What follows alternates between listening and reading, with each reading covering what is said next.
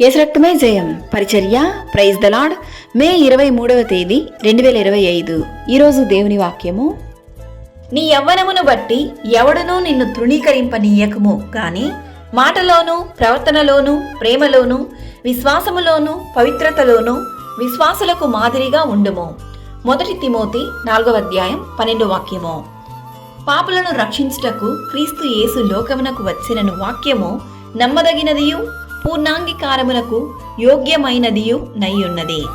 కావున నీ యవ్వన కాలములో ఎటువంటి పాపం చేయకుండా నీ మాటలోను ప్రవర్తనలోను ప్రేమలోను విశ్వాసములోను పవిత్రతలోను యేసయ్యకు ప్రియమైన బిడ్డగా పరిశుద్ధంగా జీవించుము. దేవుని వాక్యం ఇలా సెలవిస్తుంది.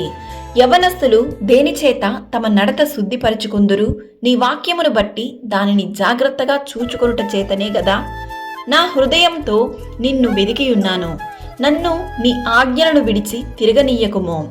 దావీదు కీర్తనకారుడు ఈ విధంగా అంటున్నాడు. నీ ఎదుట నేను పాపము చేయకుండునట్లు నా హృదయములో నీ వాక్యము ఉంచుకొని ఉన్నాను. యెహోవా యందు భయభక్తులు కలిగి ఉండుట మనుషులు చెడుతనము నుండి తొలగిపోవుదురు. ఈరోజు ఈ వాక్యం వింటున్న ప్రియ దేవుని బిడ్డ, ఈరోజు మొదలుకొని నీలో ఉన్న ప్రతి విధమైన పాపపు అలవాట్లు, రహస్యకరమైనటువంటి పాపాలు, వాటన్నిటిని విడిచి నీ ఆలోచనలో కూడా పరిశుద్ధతను కనబరచుము.